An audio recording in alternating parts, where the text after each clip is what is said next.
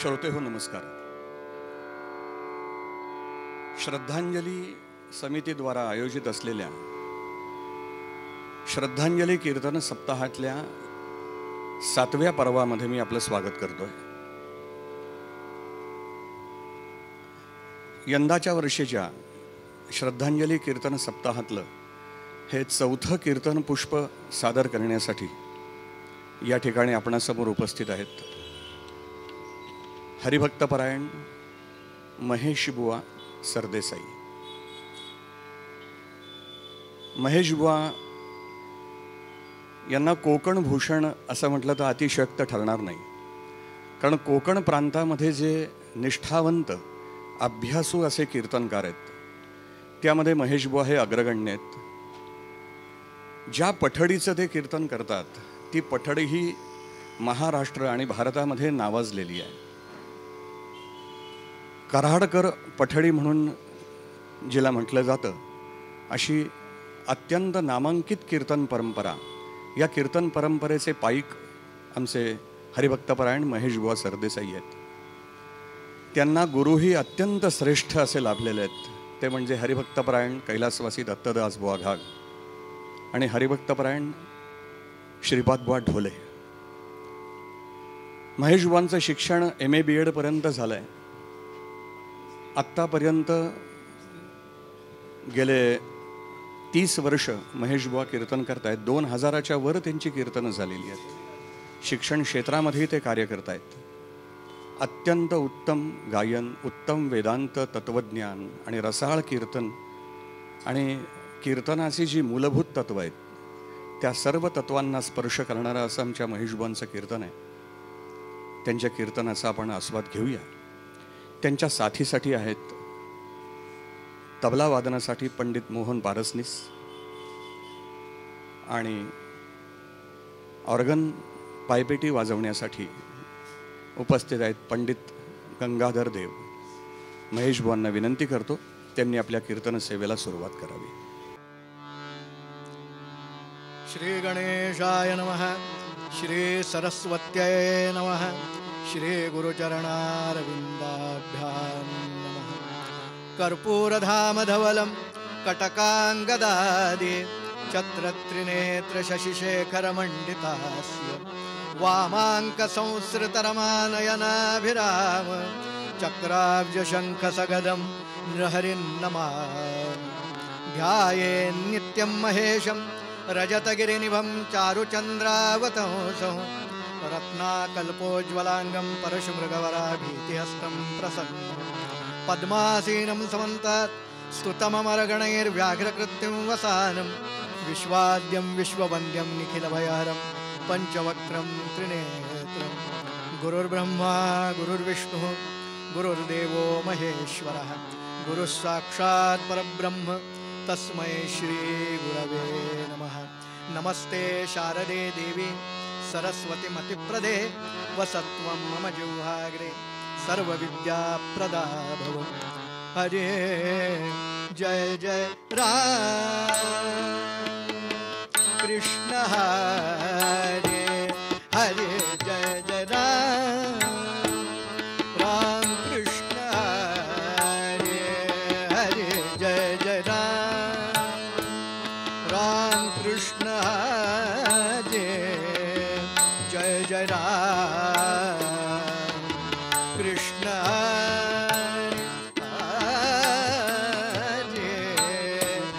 हरे जय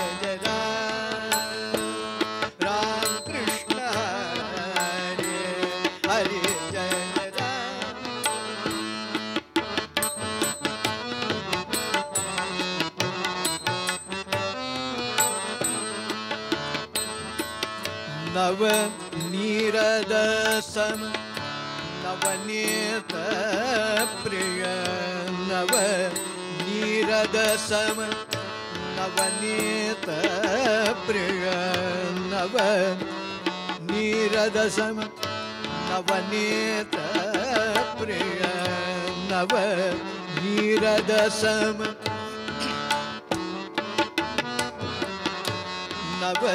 नवनीरदसम नवनीत प्रिय नवल विनोद विहारे नवल विनोद विहारे जय जय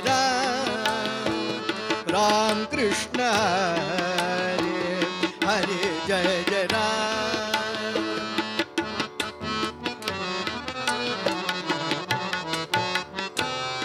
गोवर्धन धर गोपालन रत राम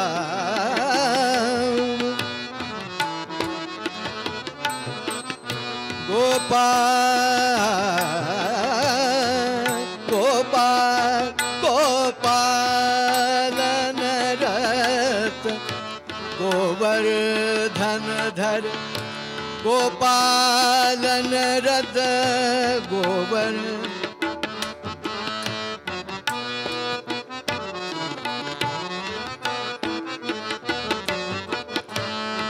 गोवर्धन धर गोपालन रत गोकुल संकट हारे कृष्ण हरे गोकुल संकट हारे जय जय राम कृष्ण हरे जय जय राम कृष्ण हरे जय जय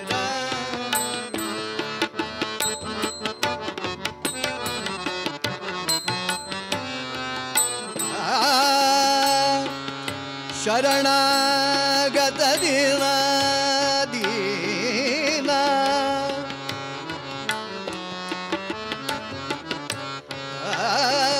दीना दीना शरणागत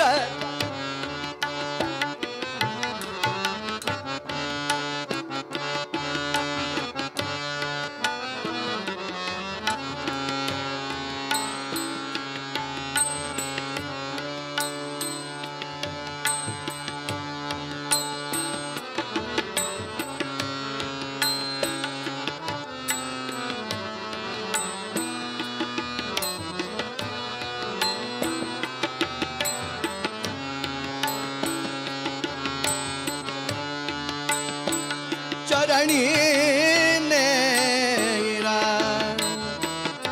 करुणा दृष्टि निहारे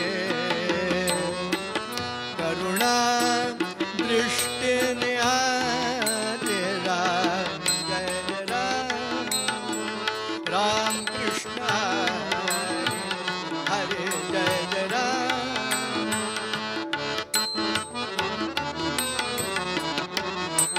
शरणागत दीना चरणी ने करुणा दृष्टि हरि हरि जय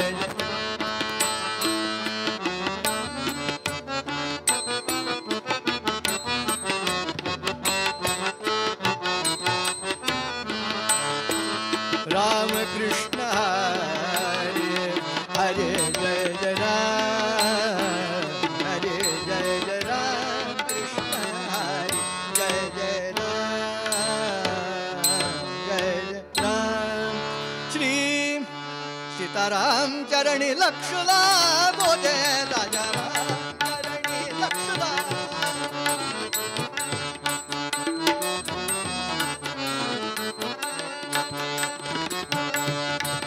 राजा राम सीताराम राजा राम सीताराम राजा राम सीताराम राजा राम चरणी लक्ष लागो दे सीताराम चरणी लक्ष लाग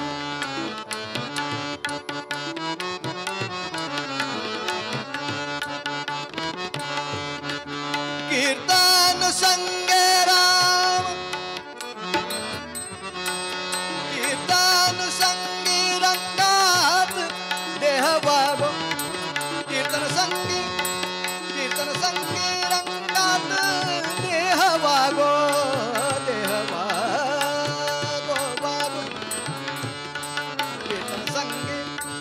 कीर्तन संगे रंगात देह वागो दे सीताराम चरणी लक्ष लाग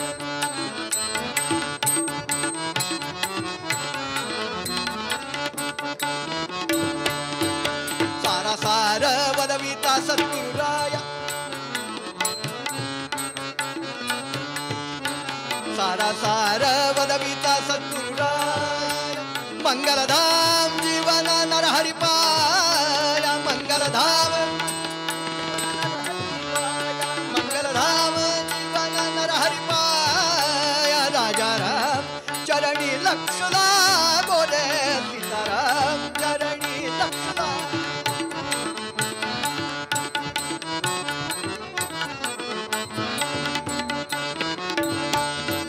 स्वरूपी मन घे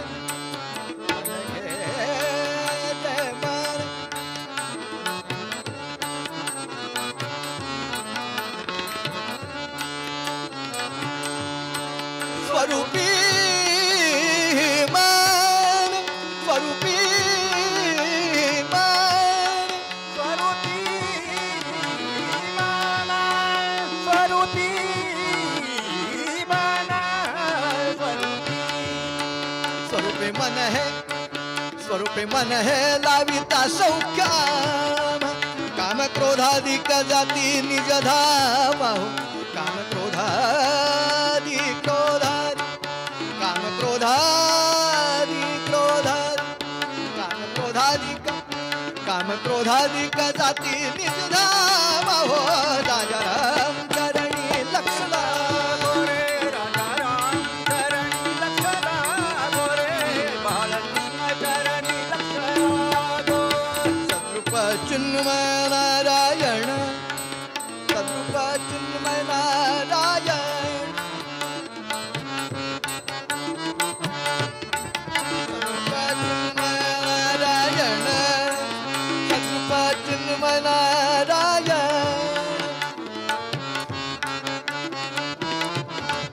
नारायण नारायण नारायण नारायण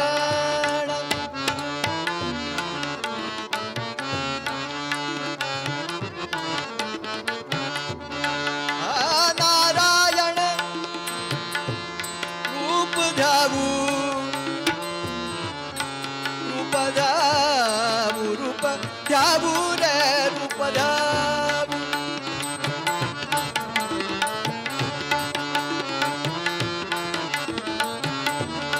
रूप ध्यावू रूप ध्यावू रूप ध्यावू रे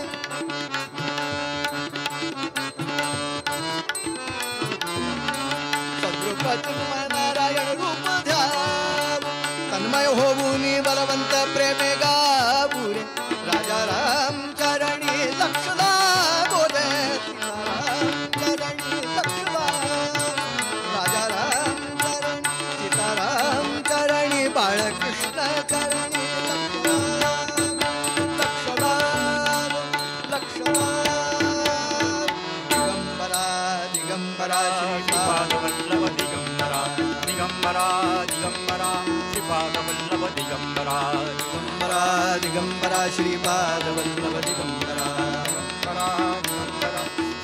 वल्लभ दिगंबरा दिगंबरा दिगंबरा श्रीपाद वल्लभ दिगंबरा दिगंबरा दिगंबरा श्रीपाद वल्लभ दिगंबरा दिगंबरा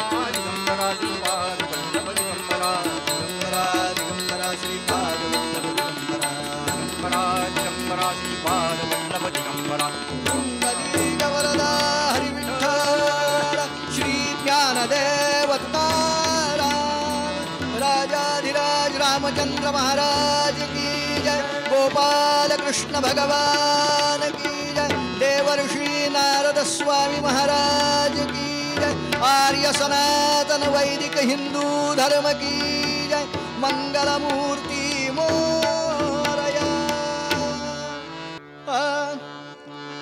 घातक मद अवलोकी जीवा, घातक मद अवलोकी जीवा, घातक मद अवलोकी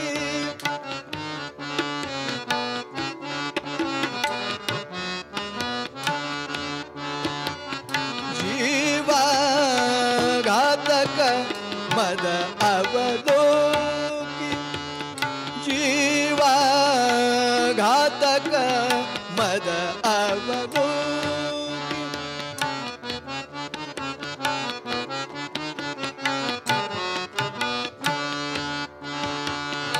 जीवा, घातक मद अवलोकी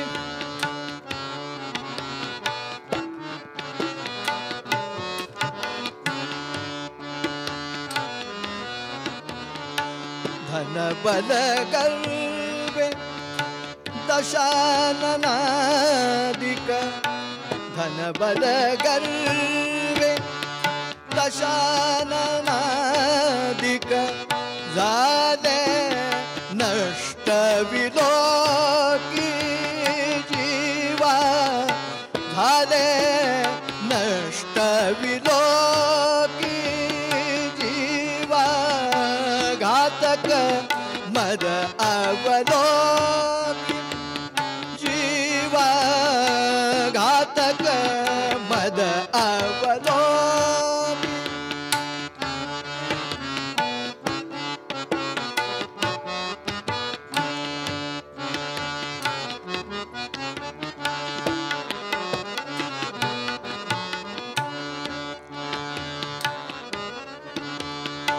दीन जनावरी करी करुणा हरी, दीन जनावरी करी करुणा हरी, दीन जनावरी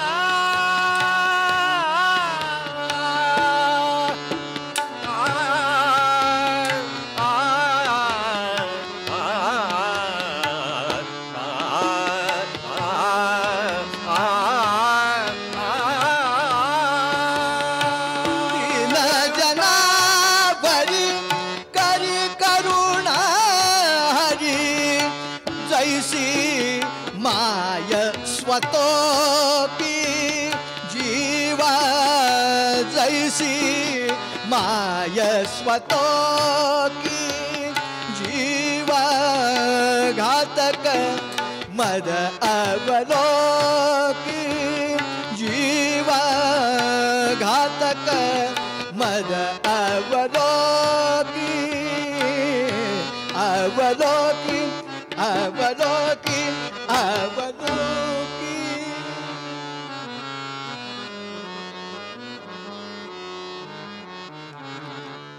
सत्यज्ञान सुखस्वरूपममलं क्षीराब्धिमध्यस्थलिं योगारूढमतिप्रसन्नवदनं भूषा सहस्रोज्ज्वलं त्र्यक्षं चक्रपिनाकसाभयवरान् बिभ्राणमर्कच्छविं छत्रीभूतफणीन्द्रमिन्दुधवलं लक्ष्मीनृसिंहं भजे।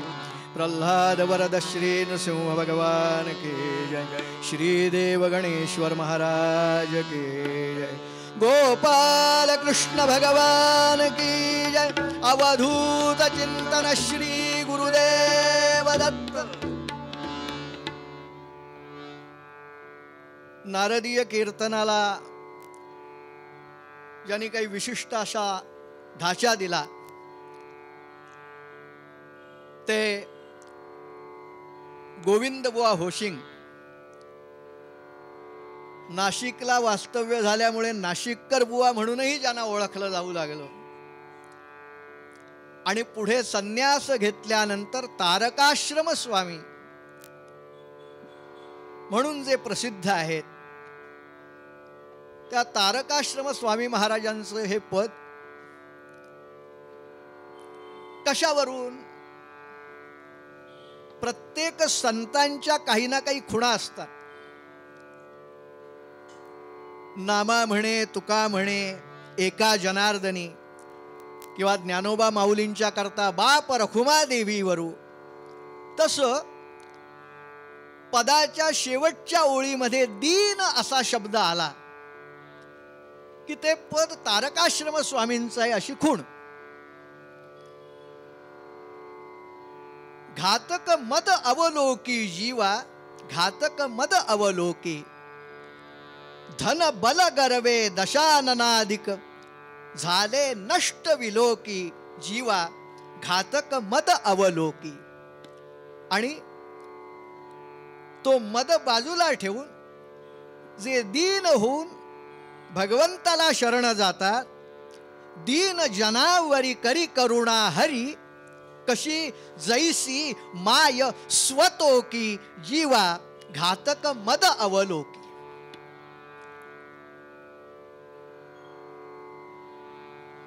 मुळातला सुखरूप असा असलेला जीव कोहम प्रश्नात सुरू होताना सोहम पर्यंत करण्याचा प्रवास, किंवा जीवानं ऐक्य साधायचंय त्या शिवाशी, आत्म्यानं परमात्म्याशी एकरूप व्हायचंय,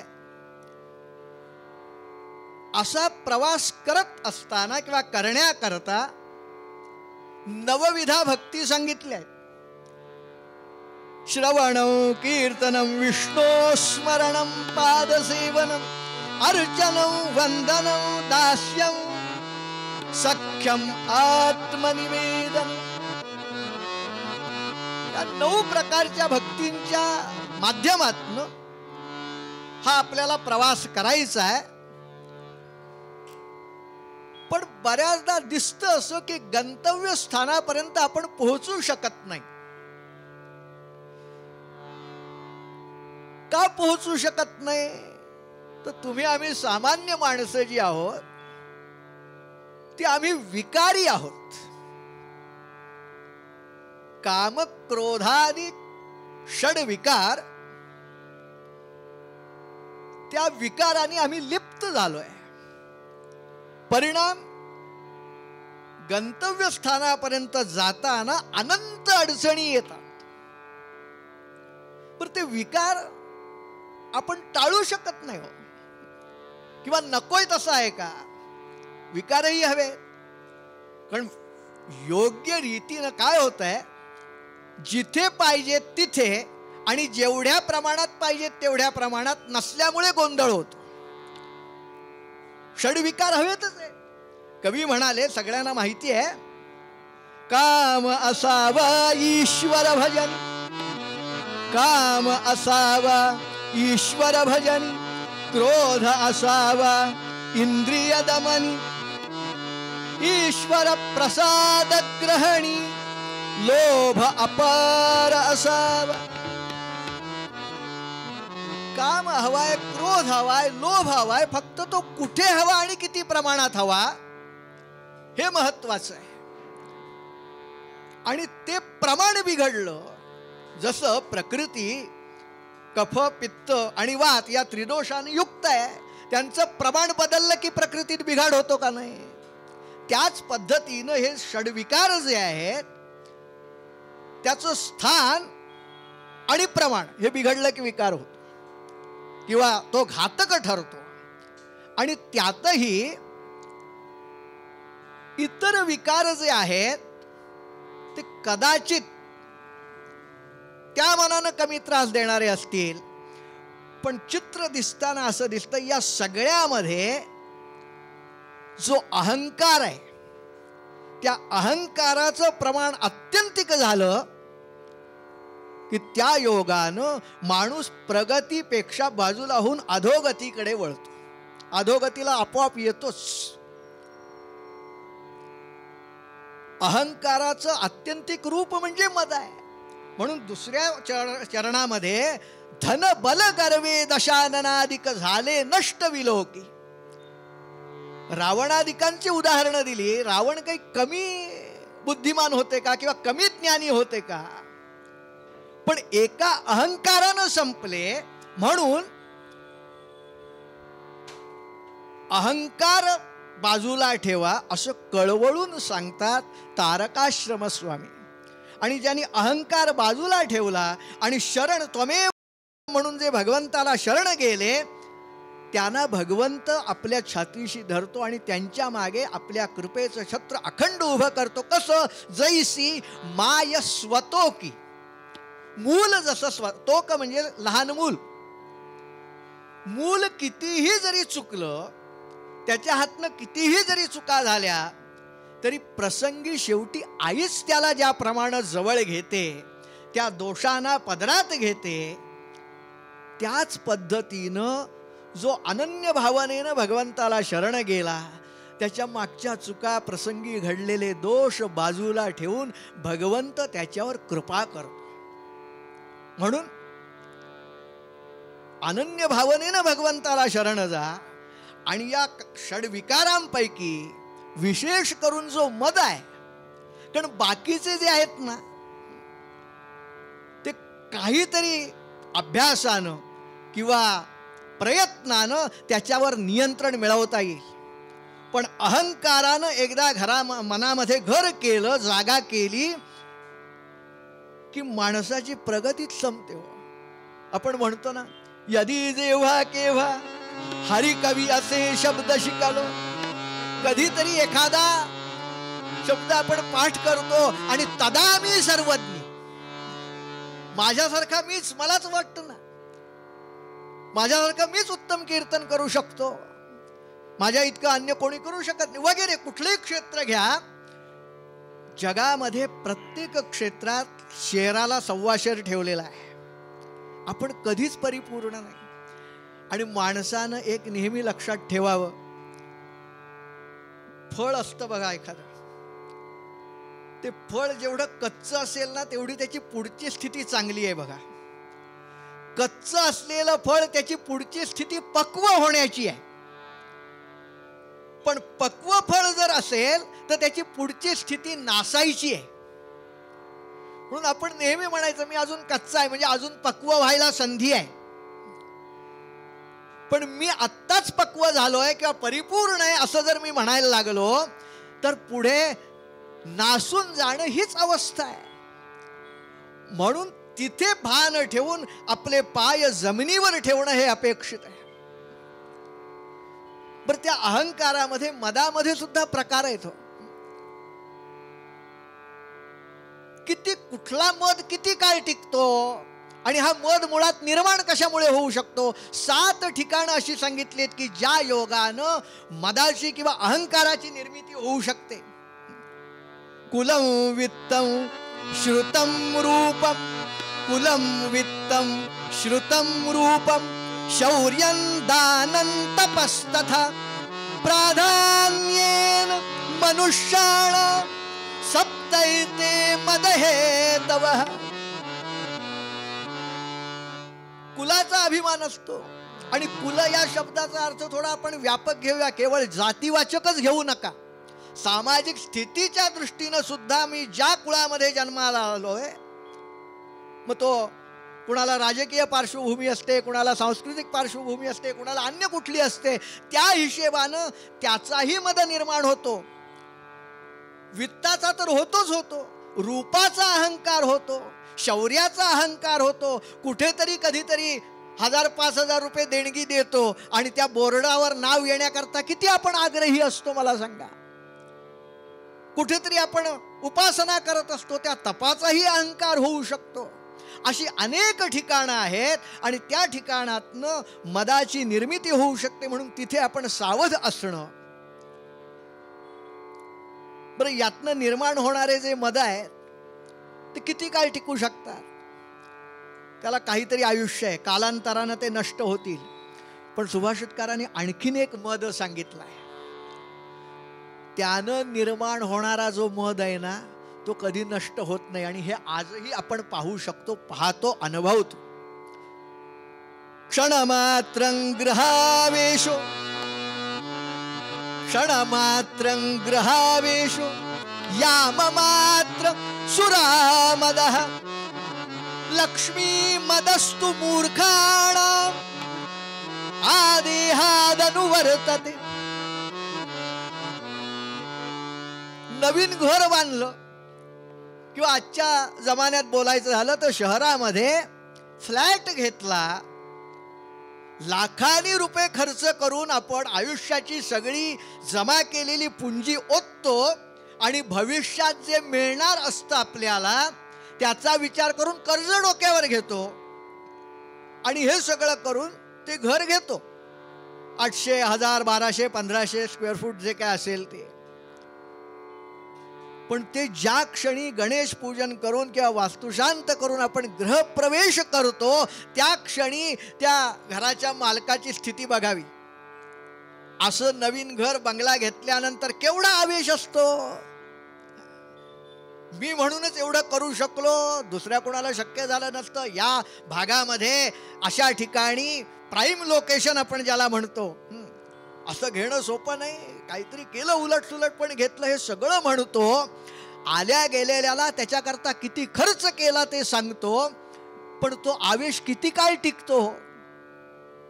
एकदा त्या घरात राहायला लागल्यानंतर महिना, 15 दिवस, 2 महिने, 4 महिने गेले आणि कर्जाचे हप्ते फिटायला सुरुवात झाली, पगारातनं जायला लागली की तो आवेश हळूहळू कमी होतो आपोआप. मग कालांतरानं प्रसंगी असंही वाटायला लागतं कुठून दुर्बुद्धी झाली नि ह्यात फंदात पडलो. क्षणमात्रं ग्रहावेशो याममात्र सुरामदः.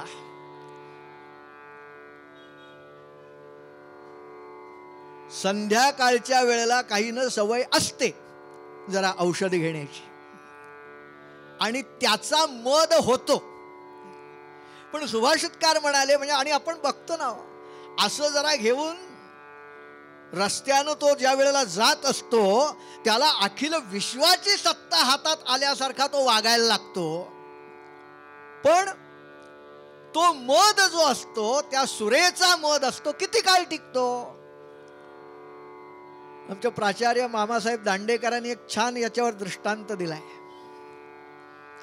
याम मात्र सुरामदः.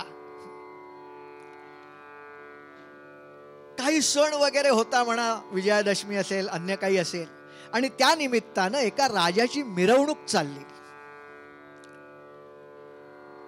उत्तम पैकी सजवलेला हत्ती, त्याच्यावरती सोन्याची अंबारी, त्याच्यात महाराजांची स्वारी बसले आणि महाराजांची ती मिरवणूक चालले म्हटल्यानंतर रस्ता मोकळा करत पुढे सैनिक आहेत, मागणं महाराज येत आहेत. आणि अशा त्या वेळेला समोरून एक मगाशी म्हटल्याप्रमाणे जरा औषध घेतलेला माणूस रस्ता मोजतच चाललेला. प्रधानजी त्या हत्तीच्या जरा पुढे होते आणि त्याला बाजूला सेवक करतायत, पण तो आपल्याच मस्तीत आपल्याच धुंदीत होता. परिणाम त्यानं तो सजवलेला हत्ती समोर न येताना बघितला आणि पटकन प्रधानजींना प्रश्न केला, काय हो, हा हत्ती तुमचा विकायचा आहे का? हत्ती विकायचा आहे, हत्ती विकायचा आहे का असा प्रश्न केला. प्रधानाने त्यांच्या एकंदर चेहऱ्याकडे किंवा एकंदर स्थितीकडे पाहिलं आणि लक्षात आलं याच्या नादाला आत्ता लागण्यात आपल्याला अर्थ नाहीये,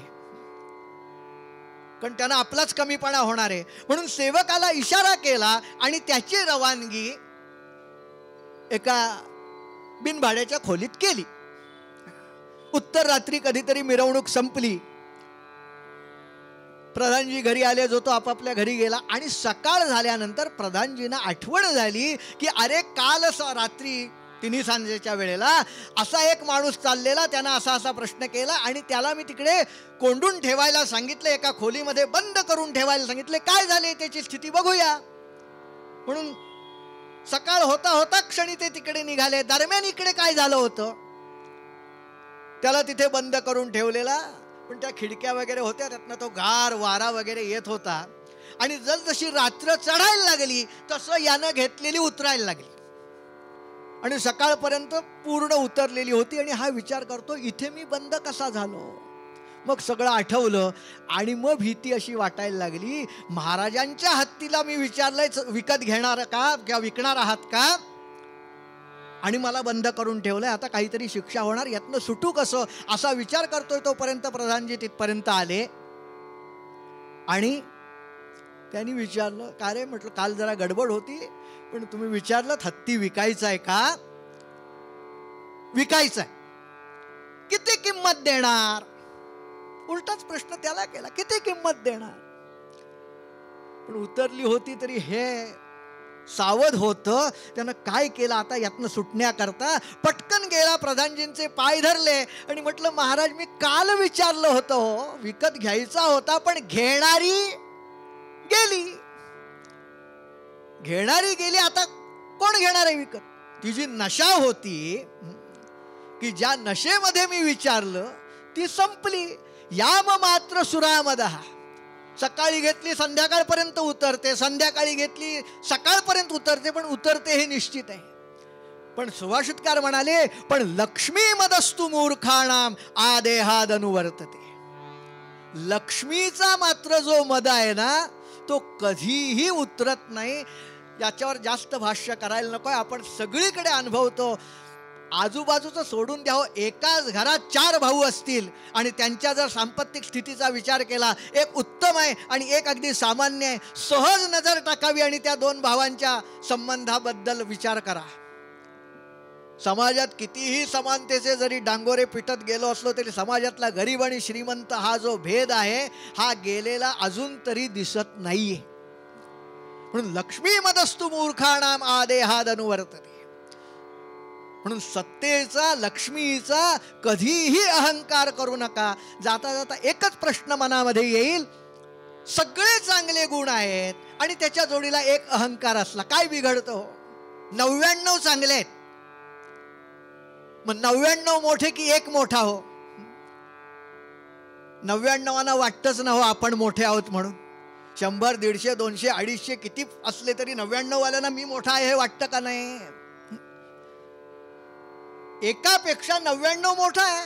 मग एक अहंकार असेल आणि 99 जर चांगले गुण आहेत तर ते भारी ठरायला हवेत की नाही. त्याचं उत्तर समर्थाने दिलं. जये मक्षिका भक्षिली जाणीवेसी तया भोजनाची रुची प्राप्त कैसी. अहंकार ज्या मानसीचा विरेना तया ज्ञान हे अन्न पोटी जिरेना. जय जय रघुवीर समर्थ. कितीही जरी चांगले गुण असले तरी एक अहंकार असेल तर काय होतं. दृष्टांत असा दिला, जये मक्षिका भक्षिली जाणीवेशी.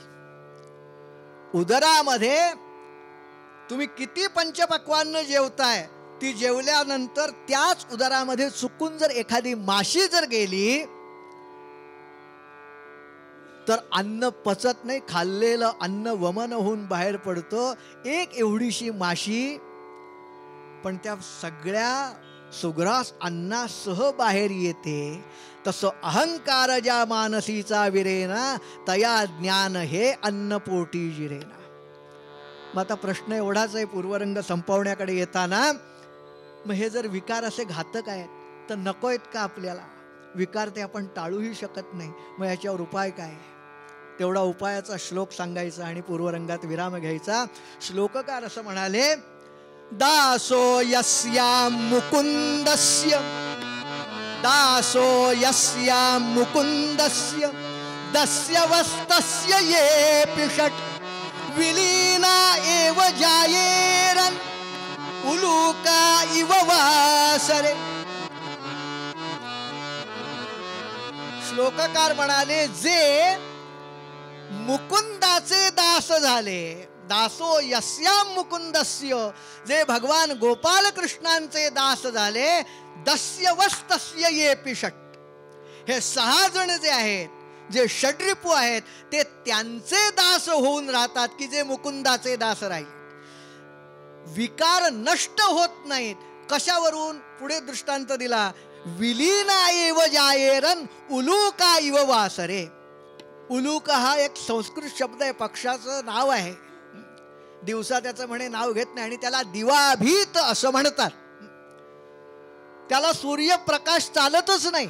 त्यामुळे सकाळी सूर्योदय झाला की झाडाच्या ढोलीमध्ये ते तोंड घालून बसतं आणि सूर्य मावळला की डोकं वर काढतं.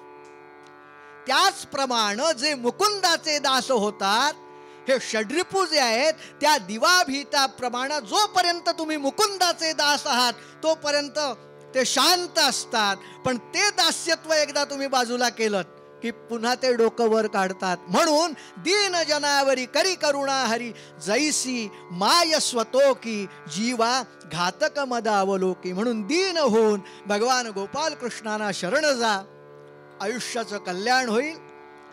ज्यांनी अहंकार केला त्यांचा अहंकार भगवंतानी कसा घालवला, आणि त्याच वेळेला जे दीन होऊन भगवंताला शरण गेले त्यांच्यावर भगवंतानी कृपा कशी केली याविषयीचा एक सुंदर कथाभाग पुढे बघायचा आहे. पूर्व रंगाला इथे विराम देतो. पूर्व पदामध्ये तारकाश्रम स्वामी लिहितात, घातक मद अवलोकी जीवा, घातक मद अवलोकी जीवा, घातक मद अवलोकी.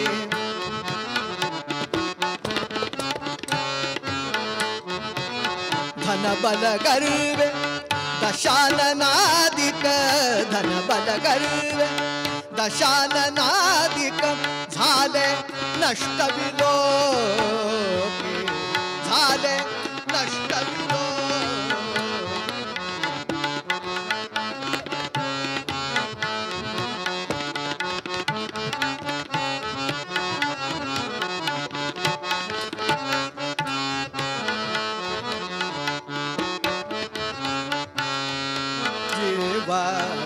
घातक मद अवलोके जीवा, घातक मद अवलोकी, अवलोकी, अवलोकी.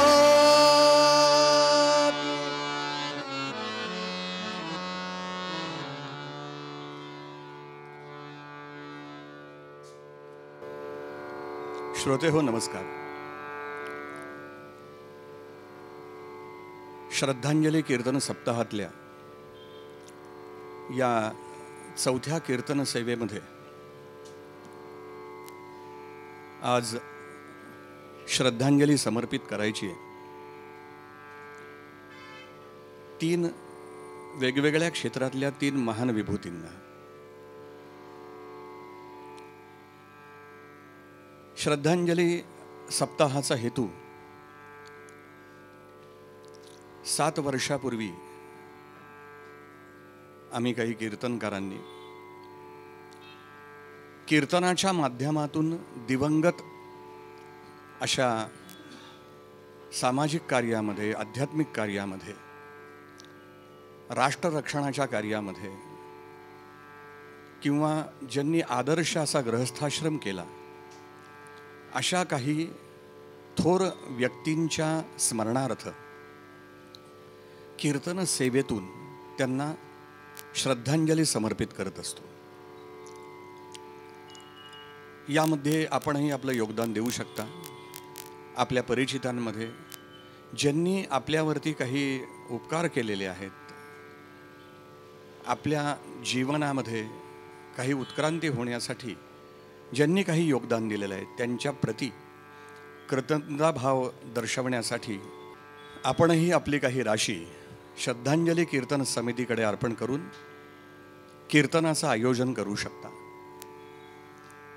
कीर्तन चालू असताना खाली जी पट्टिका येईल त्याच्यामध्ये जे मोबाईल नंबर आहेत त्यावरती आपण गुगल पेद्वारा ही राशी समर्पित करू शकता. आज या ठिकाणी श्रद्धांजली समर्पित करतोय ते अशा एका गुरुतत्वाला, अखंड मंडलाकार व्याप्तम येन चराचर तत्पदम दर्शितम येन तस्मै श्री गुरवे नमः. गुरुतत्व हे शाश्वत आहे.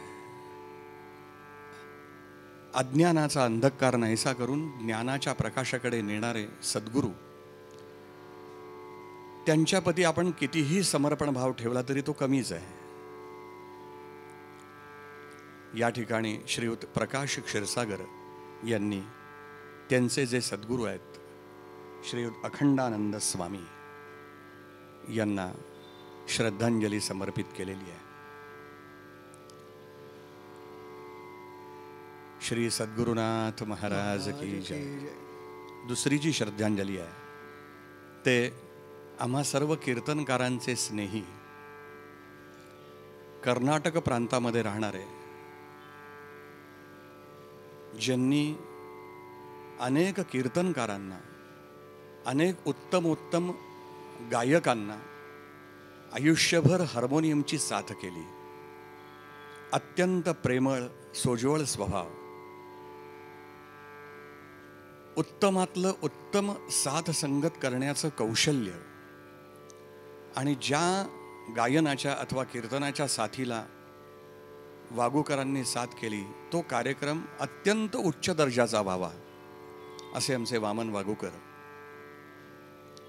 आता आपल्यात नाहीत, पण आम्ही सर्व त्यांच्या चाहत्यांनी त्यांना आम्ही श्रद्धांजली समर्पित करतो आहोत.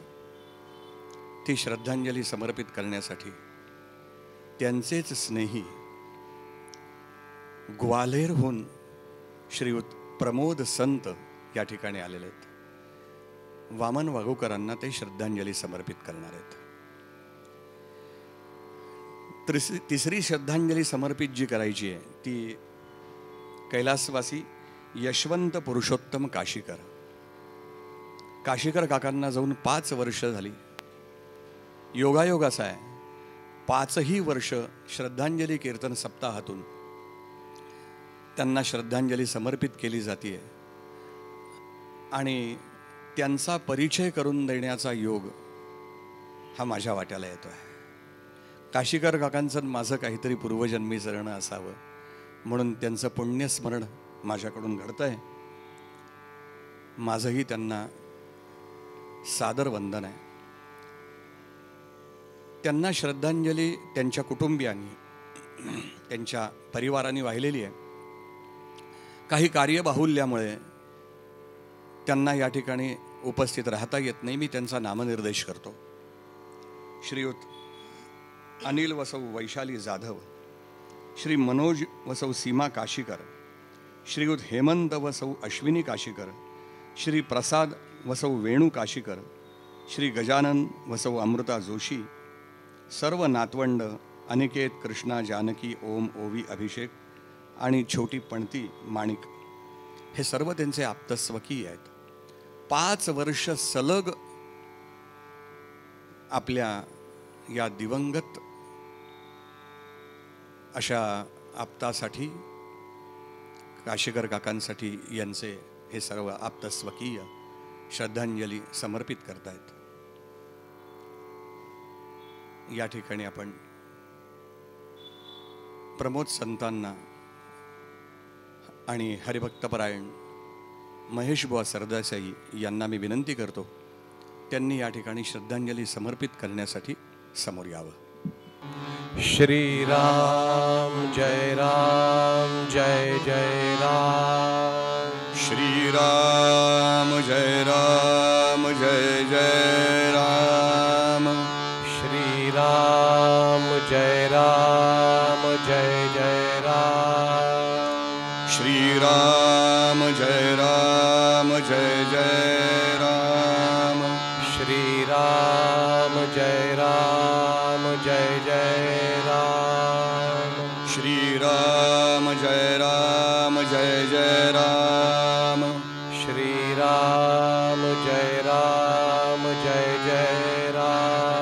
श्री राम जय जय राम. श्री राम जय जय राम. श्री राम जय जय राम. श्री राम जय जय राम. श्री राम जय जय राम. श्री राम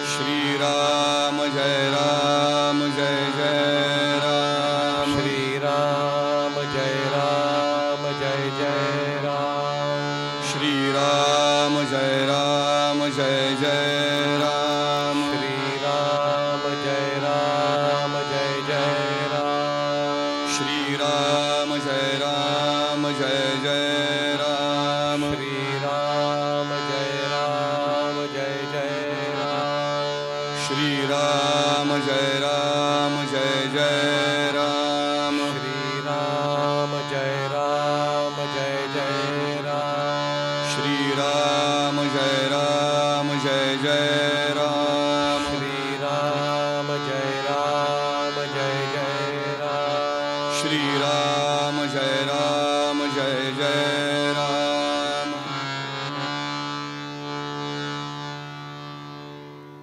उद्याची 5वी कीर्तन सेवा समर्पित करण्यासाठी माजलगाव बीड येथील हरिभक्तपरायण श्रीयुत लक्ष्मीप्रसाद पटवारी या ठिकाणी येणार आहेत. आपण सर्व श्रोत्यांनी त्या कीर्तन सेवेचाही आनंद घ्या. हरिभक्तपरायण श्रीयुत महेश बुवा सरदेसाई यांना मी विनंती करतो, त्यांनी उर्वरित उत्तर आख्यानाचं कीर्तन या ठिकाणी करावं. संप्रदायाप्रमाणे अगदी मोजून 5 वेळ भजन करूया आणि त्यानंतर चरित्र. रघुपती राघव राजा राम पतित पावन सीताराम. रघुपती राघव राजा राम पतित पावन सीताराम. रघुपती राघव राजा राम पतित पावन सीताराम. रघुपती राघव राजा राम पतित पावन सीताराम.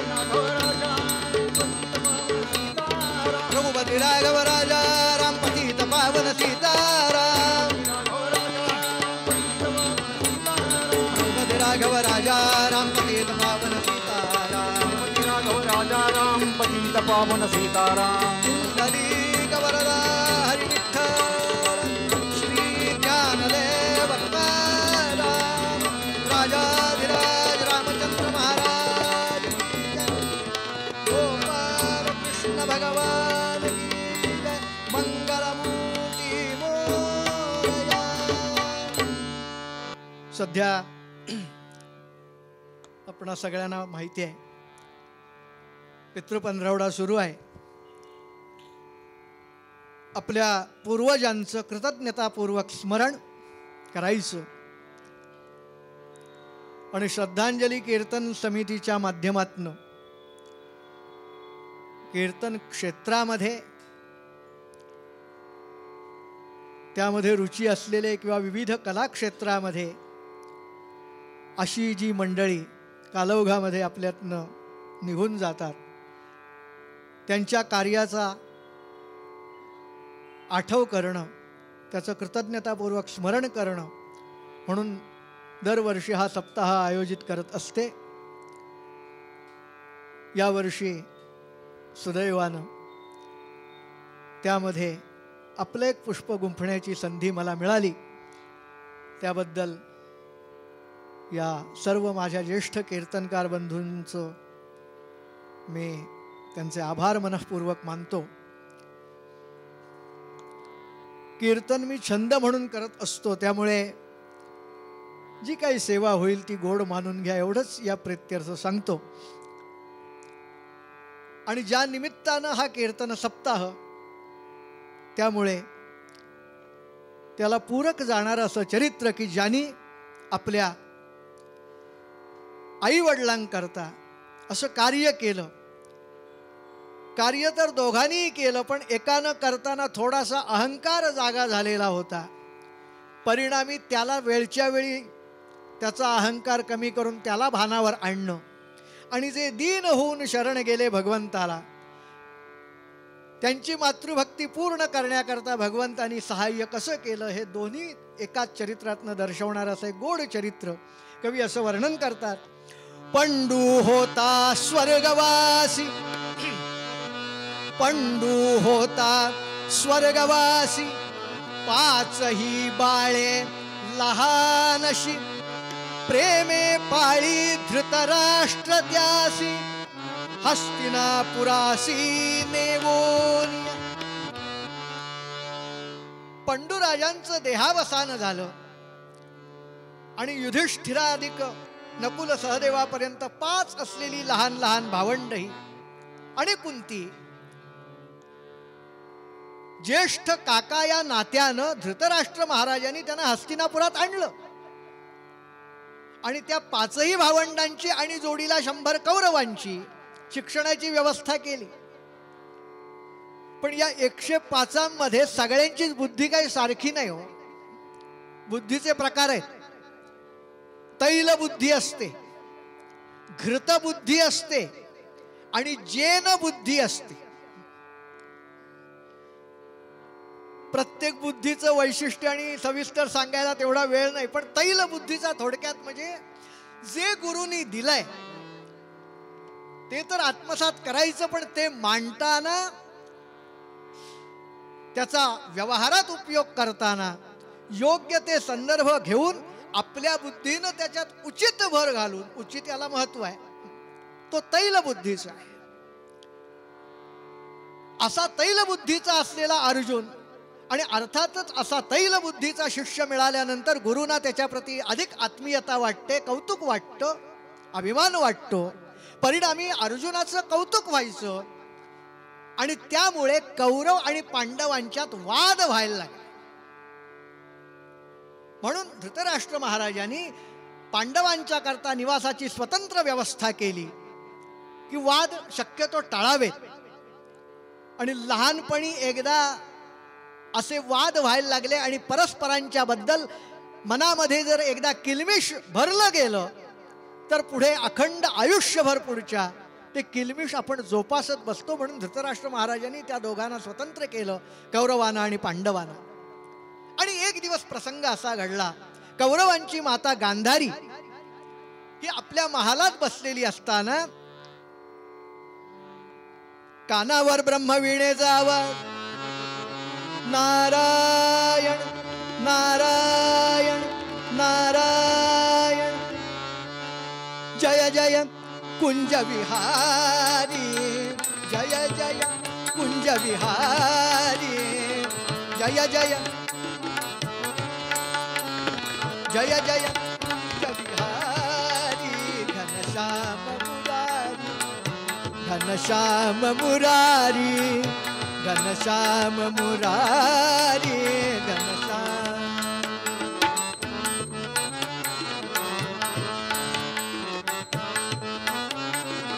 जय जय कुंज विहारी, जय जय कुंज विहारी, घनश्याम मुरारी, घनश्याम मुरारी, घनश्याम.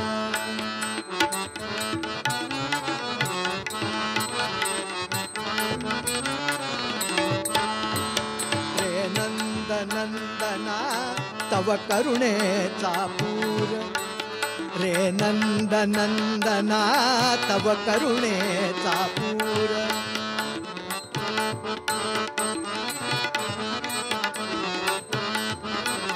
रे नंद नंदना तव करुणेचा पूर.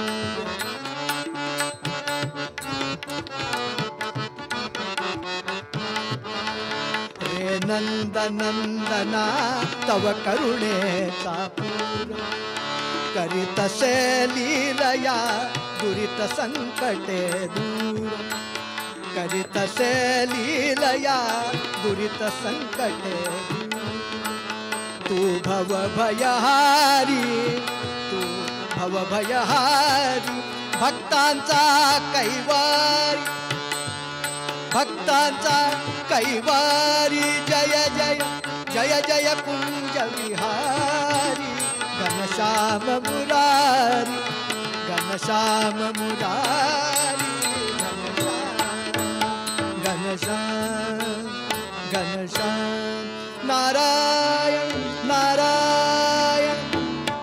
अर्थातच देवर्षी नारदांची स्वारी गांधारी मातेच्या महालामध्ये आली आणि नारद मुनी आलेत म्हटल्यानंतर गांधारी उठून पुढे झाली, स्वागत आला. आणि गांधारी मातेनं नारदांचं अत्यंत आदरपूर्वक स्वागत केलं, अर्घ्यपाद्यादिक त्यांची पूजा केली आणि नारद मुनींना नमस्कार करून गांधारी माता बाजूला उभी आहे.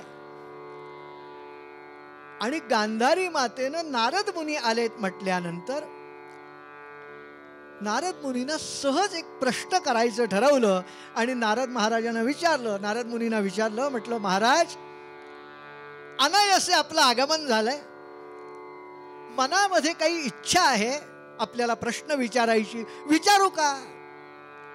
नारद मुनी म्हणाले विचारा. आणि त्यावेळेला गांधारी मातेनं नारदांना विनंती अशी केली, मुनिराज,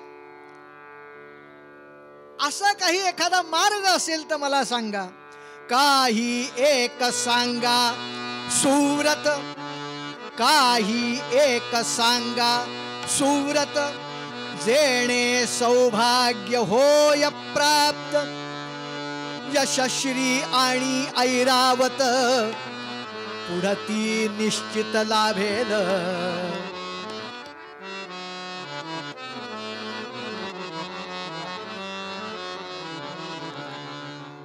मुनिराज, आपल्या चरणाशी विनंती अशी आहे, असं काही एखादं व्रत आहे का हो? काही एक सांगा सुव्रत, जेणे सौभाग्य होय प्राप्त, आमचं भाग्य उजळून निघेल, भाग्योदय होईल, अपरंपार लक्ष्मी आपल्याला प्राप्त होईल, नव्हे पुढच्या जन्मी ऐरावत प्राप्त होईल किंवा ऐरावतासारखी लक्ष्मी प्राप्त होईल, असं काहीतरी जर व्रत असेल तर आम्हाला सांगाल का? की ज्या व्रताचं आचरण केलं असता आम्हाला भाग्य प्राप्त होईल, लक्ष्मी प्राप्त होईल, सुख प्राप्त होईल. एकूणच ज्या भौतिक सुखांच्या करता आपण अपेक्षा करत असतो, तोच प्रश्न गांधारी मातेनं केला. नारद मुनी म्हणाले, आहे ना असं एक सुंदर व्रत आहे, ते व्रत तुला सांगतो, आणि ते जर व्रत केलंस तर तुझा भाग्योदय होईल, लक्ष्मी प्राप्त होईल, नव्हे पुढच्या जन्मी प्रत्यक्ष ऐरावताची प्राप्ती तुला होईल. म्हणून सांगा कुठलं व्रत आहे ते. आणि नारद मुनींनी ते व्रत आणि त्याचा विधी तिला सांगायला सुरुवात केली. श्रीकारक व्रत गज गौरी है, श्रीकारक व्रत गज गौरी है, श्रीकारक व्रत गज गौरी है.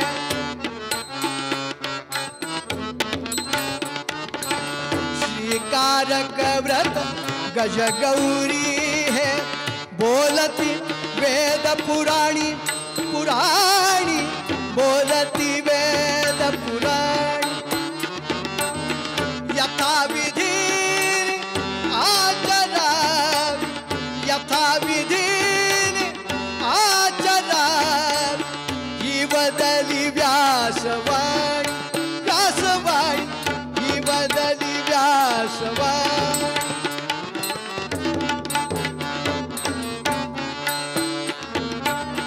अर्कवार हस्तहि नक्षत्री, अर्कवार हस्तहि नक्षत्री, भाद्रपदीसी मिळणी मिळणी, भाद्रपदीसी मिळणी.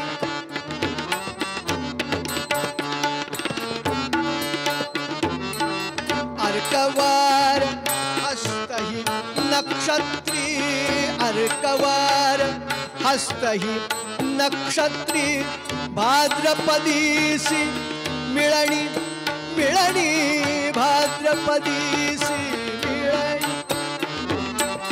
पुत्रा हस्ते आणुनी माती, पुत्रा हस्ते आणुनी माती, हस्ती करावा रमणी रमणी, हस्ती करावा रमणी रमणी, हस्ती करावा रमणी.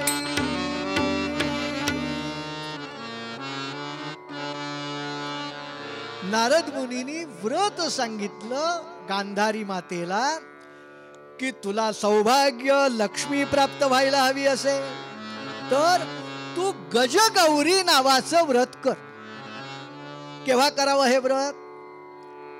भाद्रपद महिन्यातल्या रविवारी जर हस्त नक्षत्र आलं, अर्कवार हस्तही नक्षत्री भाद्रपदीसी मिळणी, भाद्रपद महिन्यात रविवारी जर हस्त नक्षत्र आलं तर काय करायचं, आपल्या मुलांकडनं माती आणवून घ्यायची, त्या मातीचा हत्ती तयार करायचा आणि त्या हत्तीवर बसून संपूर्ण नगरामध्ये जर तू वायनं वाटलीस, दानं जर दिलीस आणि ते जर सगळं यथासांग पूर्ण झालं तर पुढच्या जन्मी तुला प्रत्यक्ष ऐरावताची प्राप्ती होईल, सौभाग्य प्राप्त होईल, लक्ष्मी प्राप्त होईल.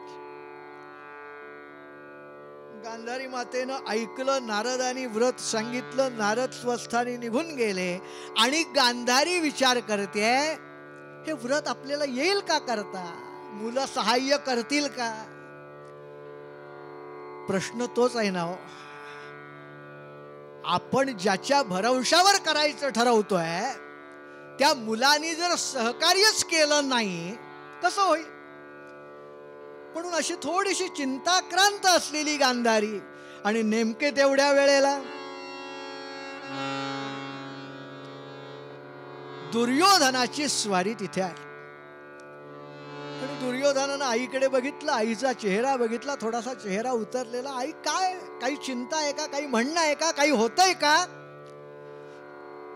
गांधारी मातेनं सांगितलं, आत्ताच नारद मुनी येऊन गेले आणि नारद मुनींनी दुर्योधना बाळा गजगौरी व्रत केलं तर पुढच्या जन्मी प्रत्यक्ष ऐरावत लक्ष्मी सौभाग्य प्राप्त होईल असं सांगितलंय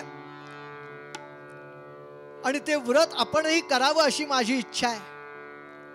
एवढंच ना, आई काळजी कशाला करतेस, आम्ही 100 जण, एकापेक्षा एक तुझे 100 मुलगे असताना तू चिंता कसली करतेस. बघितलं, येणाऱ्याच भाद्रपद महिन्यातल्या रविवारी हस्त नक्षत्र होतं, तो गजगौरी व्रताचा योग होता आणि दुर्योधनानं सांगितलं आम्ही हत्ती तयार करतो.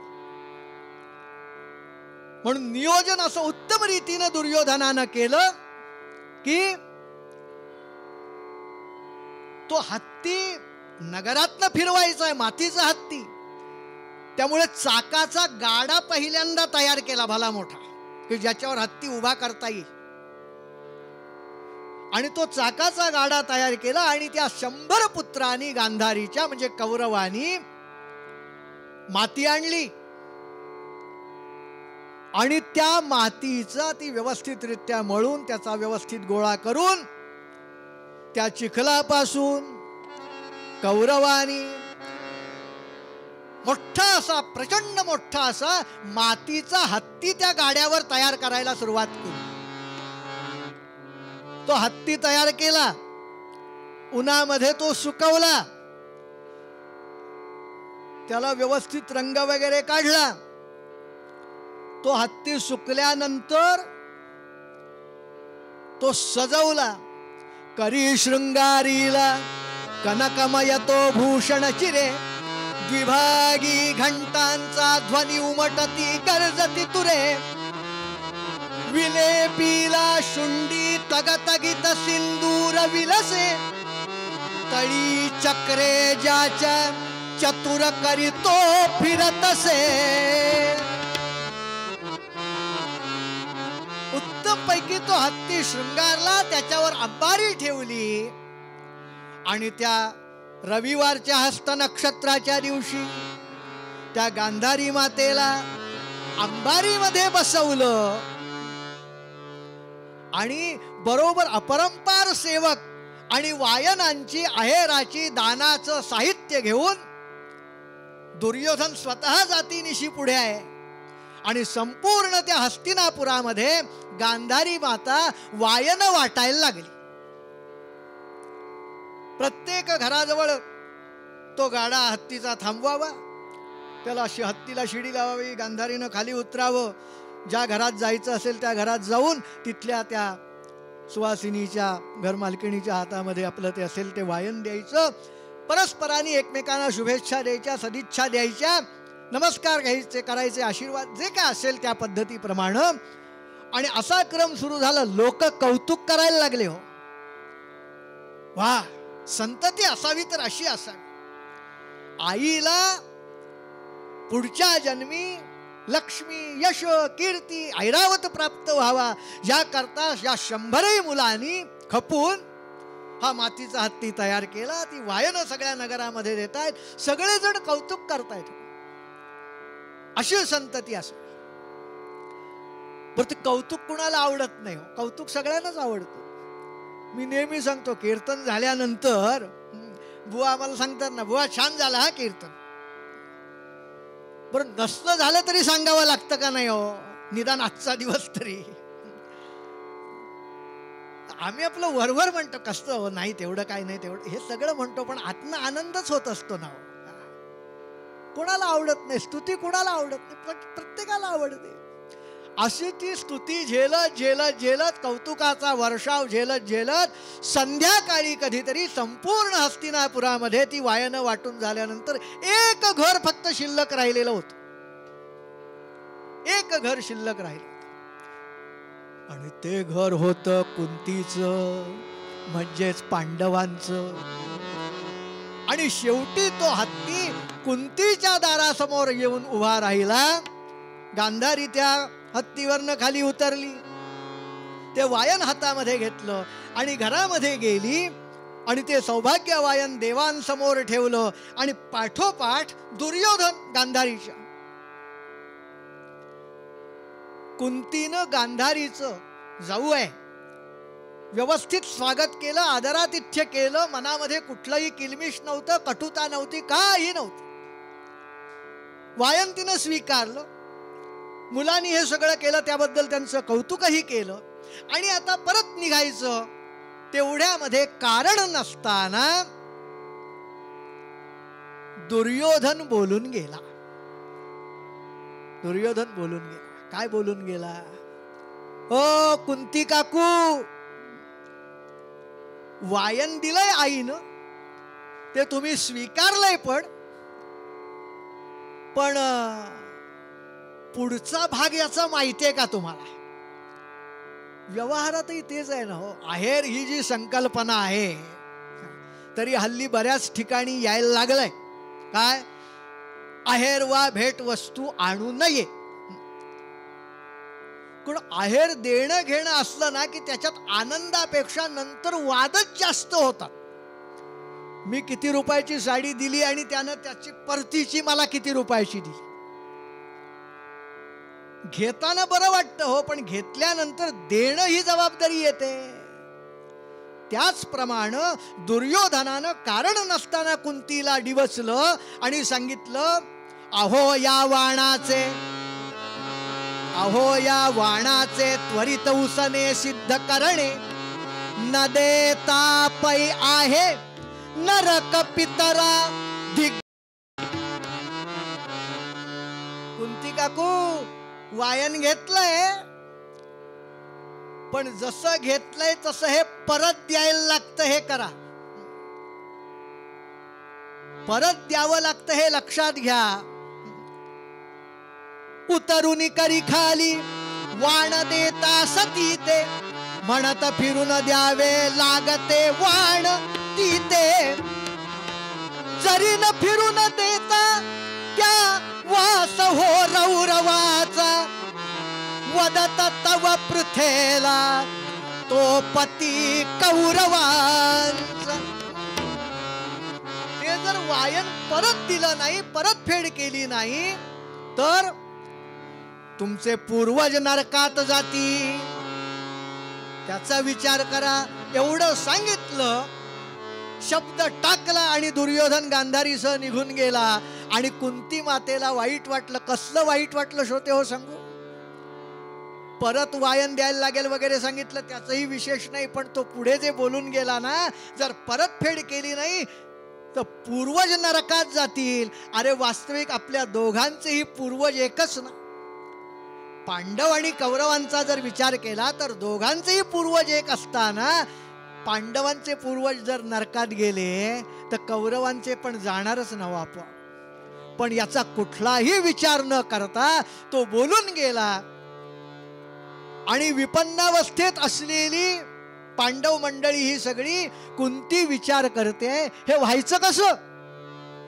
परतफेड करायची म्हणजे आपल्याला गजगौरी व्रत करायला हवं, तर हे गजगौरी व्रत होणार कसं?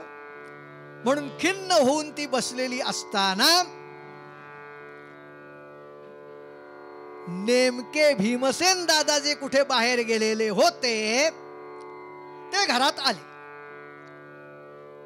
आणि भीमसेनानी बघितलं तो आईचा चेहरा उतरलेला, अत्यंत खिन्न अवस्थेत बसलेली.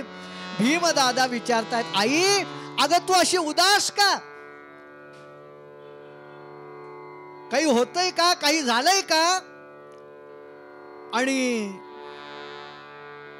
कुंती मातेनं थोडक्यामध्ये सगळा वृत्तांत सांगितला आणि तो ऐकला. मात्र असा असा दुर्योधन आला होता आणि त्यानं सांगितलं या वायनाची परतफेड करायला हवी, परिणामी तुम्हालाही गजगौरी व्रत करायला हवं. भीम हसायलाच लागला. मग म्हटलं आई त्याच्यात रडतेस कशाला? रडतेस कशाला? आम्ही आहोत ना, आम्ही आहोत. आम्ही तुला ते गजगौरी व्रत करायला सहाय्य करू. आम्हीही तुला हस्तिनापुरात हत्तीवरनं फिरवू. ती म्हणली बाळा मातीचा हत्ती तयार करून त्याच्यावर बसून नगरात फिरायचं, किती माती आणायला लागेल? ते 100 होते रे. त्यांना जमलं.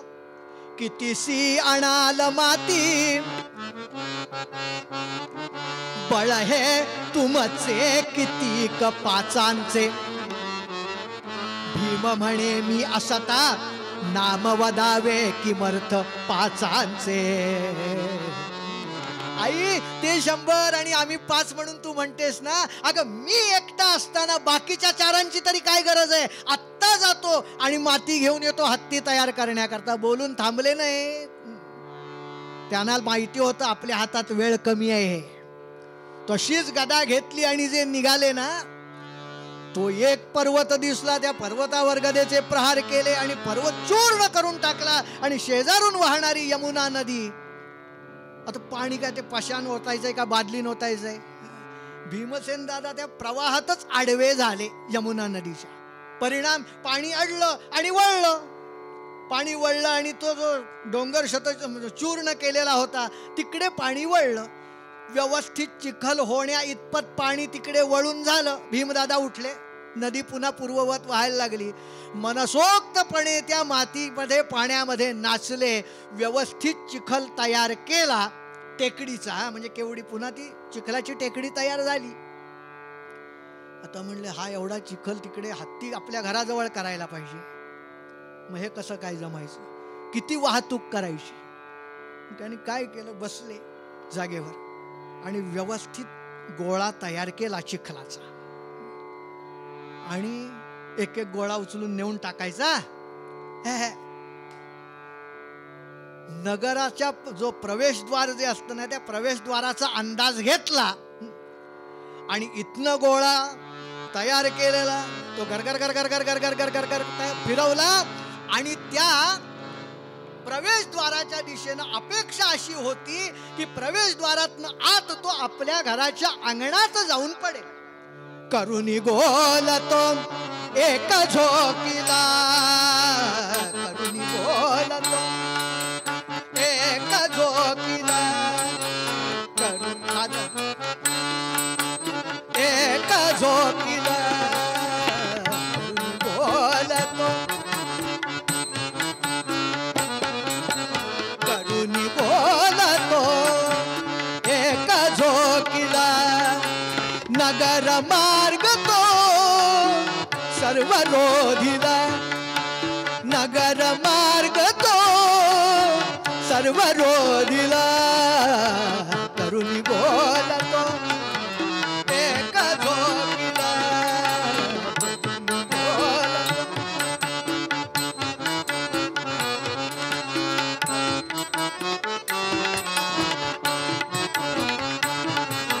समयी विस्मये जनविलो किती, समयी विस्मये जनविलो किती.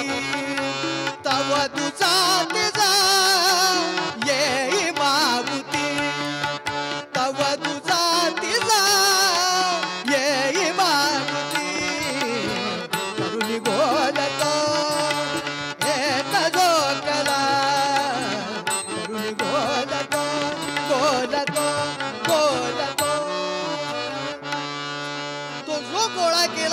प्रवेशद्वाराच्या दिशेनं फिरकावून दिला.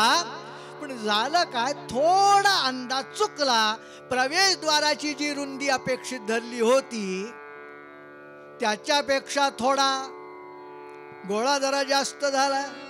परिणाम प्रवेशद्वारच सगळं बंद झालं. इकडून जो चिखल टाकला, गोळा टाकला, पुढचा गोळा टाकणार कसा? आले ते सगळं काढलं, मोकळं केलं, आत तो चिखल परत टाकला. पुन्हा मागे आले, जरा गोळा लहान केला आणि अशा पद्धतीने एक एक एक एक एक एक गोळा करून करून तो इकडला जो चिखलाचा डोंगर होता आपल्या घराच्या अंगणामध्ये आणून टाकला. घरामध्ये आले, अंगणामध्ये आले आणि भीमदादानी त्या मातीपासून हत्ती तयार करायला सुरुवात करणार. आणि एवढ्यामध्ये क्रमांक 3चे बंधू यांचे धनंजय, पार्थ, अर्जुन ते आले. आणि अर्जुनानं बघितलं भीमदादांचं काहीतरी चाललंय. आणि भीमदादानं प्रश्न केला, काय हा उपद्व्याप, कशा करता ही एवढी माती आणली? म्हणले काही नाही, गजगौरी व्रत करायचंय आणि त्या गजगौरी व्रताकरता मातीचा हत्ती लागतो करायला, तो हत्ती करतोय. अर्जुनाने भीमदादांना प्रश्न केला, गजगौरी व्रत केल्यानं काय होतं, कशा करता व्रत करायचं? भीमदादा म्हणाले, गजगौरी व्रत कशा करता माहितीये? आईला पुढच्या जन्मी ऐरावत फिरण्याकरता मिळाला पाहिजे, लक्ष्मी प्राप्त झाली पाहिजे, सौभाग्य प्राप्त झालं पाहिजे, या करता या जन्मात आपल्याला गजगौरी व्रत करायचं. आई करता, आपण पुत्र आहोत ना तिचे, मुलगा म्हणून कर्तव्य म्हणून आईची इच्छा पूर्ण करायची. हे ऐकलं मात्र भीमदादांचं उत्तर आणि अर्जुन खो खो खो हसायला लागला. भीमदादा जरा तरी चालवायचं, हो जरा तरी चालवायचं. ते कौरवानी केलं ठीक आहे, पण त्यांनी केलं म्हणून तुम्ही करायला निघाला का? त्यांची आई म्हणले ऐरावतावरनं फिरली, मग आमच्या आईनं फिरायचं नाही का? स्वाभिमान आहे का नाही हो काहीतरी? अर्जुन म्हणाला, फिरायचं ना, नाही कोण म्हणतोय? मग म्हणले म्हणूनच करतोय. अरे पण म्हणले म्हणूनच हसतोय. हे केल्यानंतर ऐरावत प्राप्त होणार कधी? पुढच्या जन्मी. कुणी बघितलाय हो पुढचा जन्म? आणि दुसरं म्हणले, तुला सांगू का? दुसरं सांगू? अरे आपल्याला पुढचा जन्म आहे कुठे? पुढचा जन्मच नाहीये आपल्याला.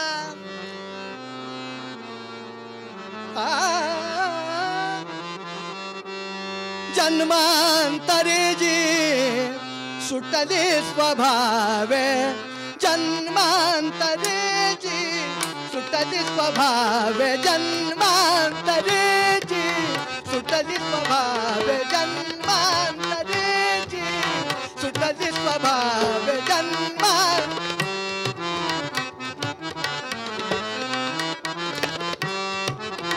सुटली स्वभावे, जन्मांतरेची सुटली स्वभावे. जेव्हा श्रीले श्रीहरिपाद भावे, जेव्हा श्रीले श्रीहरिपाद भावे, जन्मांतरेची सुटली स्वभावे, जन्मांतरे.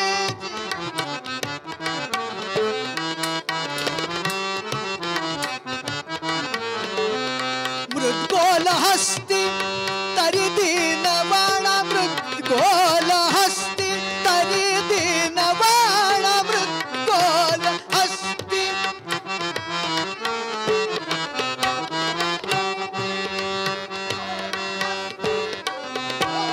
हस्ती तरी दीनवाणा,